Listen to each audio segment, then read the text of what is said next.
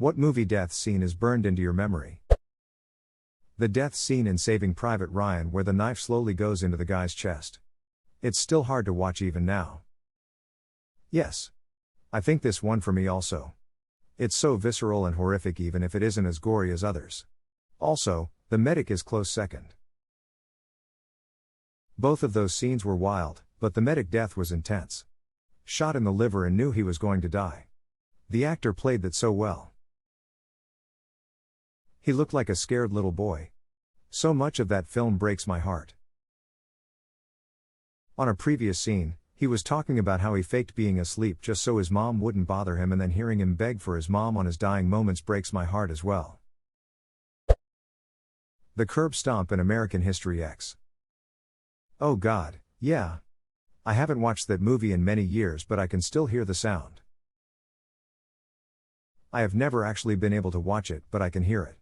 I watch gory stuff too, no problem. As soon as the teeth scrape the curb I am done. When Bubba was dying in Forrest Gump. Him saying I want to go home hit me deep. Even though I know he was acting, I wanted to reach through the screen and hug his fear and pain away.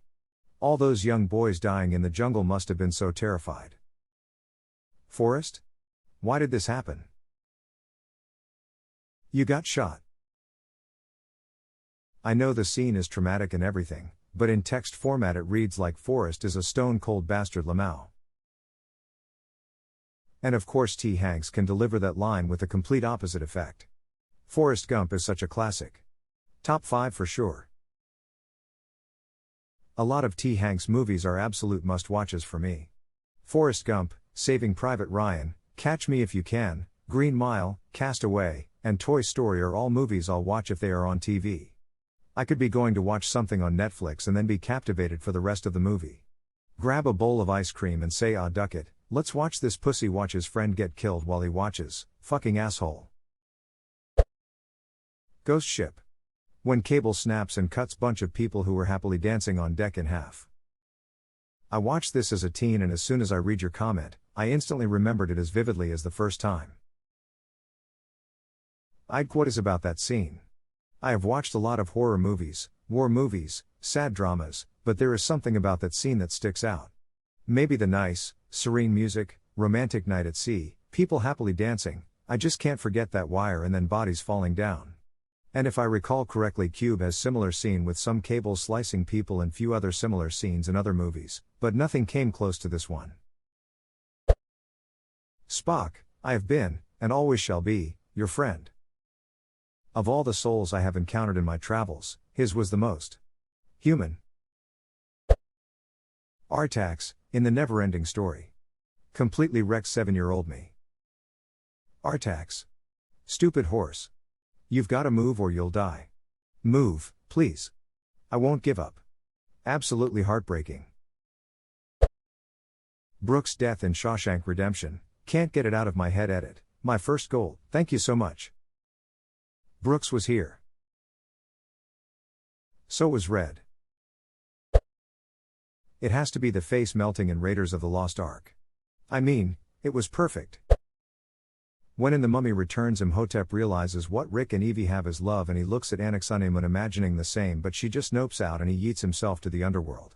Also, the man who dies from flesh-eating beetle. Oh, that scarab death was horrifying. John, Green Mile. I'm awful tired, boss. The death of Maximus in Gladiator. I will see you again, but not yet. Not yet. Q tears every time. The Mist, that ending still gets me to this day. For real, imagine you thought you gave your child and your other survivors a mercy killing, but learned you were minutes away from rescue. Ducked up shit. Edit. First of all, this movie came out in 2007, you had 14 years to see it. Secondly, as someone pointed out, this thread is about deaths in movies. You only have yourself to blame. Also, the army comes up from behind them, meaning they were driving away from salvation the whole time too.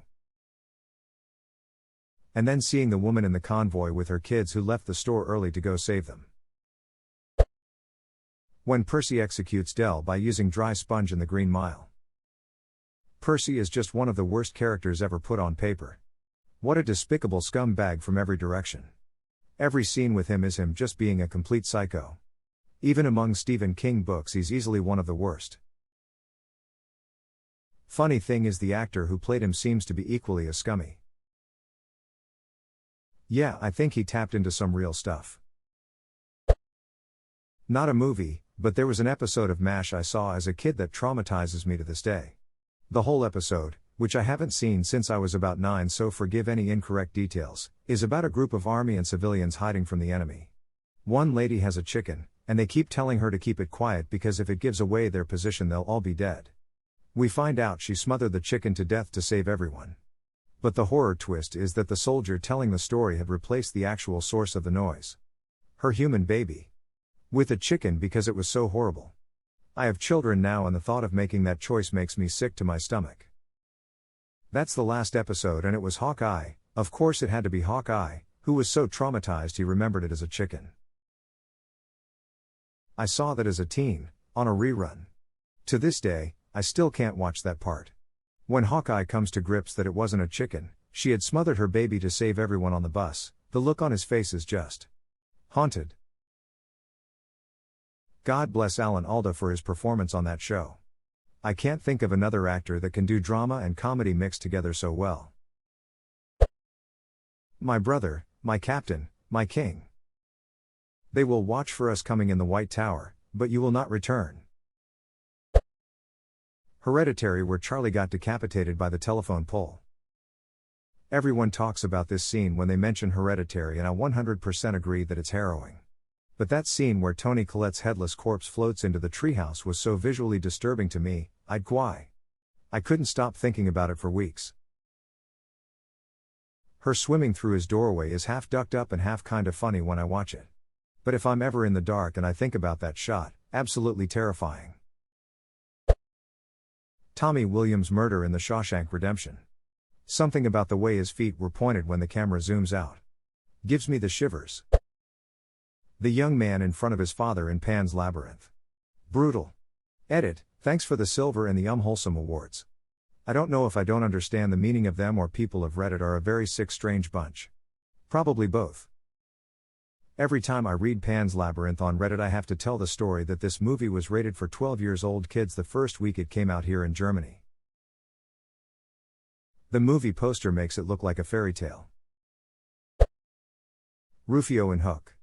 That movie is such an emotional roller coaster. Edit, thanks for gold and all the awards, feels good to know there are so many people out there who loved Hook.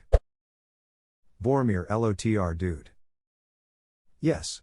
And it finishes of his arc so well, initially headstrong and dismissive of the ring's lure, succumbing to it for that instant then wanting to redeem himself protecting the hobbits. The fact the first thing he says when Aragorn gets to him isn't as big my captain, my king or some Gondor stuff. It's they've taken the little ones thinking of the innocent before anyone or himself. Absolutely perfect. After watching the extended cut and seeing that Boromir is actually a great dude and great brother, it makes his death more tragic. The gigantic burden his dad put on him was unfair. Duck Denethor, all my homies hate Denethor. Culkin and my girl. When the bad guy kills the shoe by dipping it into the goo in Who Framed Roger Rabbit. That one is so ducking terrible, man. If you think about it, those toons don't even have the notion of what death is. When a toon is shot in the face they just get real dirty or, worst case scenario, turn into a cartoon angel only to come back to normal by next week. Not that shoe, though. The shoe is gone forever. It's the first and only one of their kind to ever meet total oblivion and just die for good. That's gotta be a doozy. Fun fact for anyone who doesn't know, the dip in Who Framed Roger Rabbit is described as being a combination of turpentine, acetone, and benzene. Combined in the real world, these paint thinning ingredients make up the solution that hand animators use to remove ink from animation cells. Holy shit, that is a fun fact.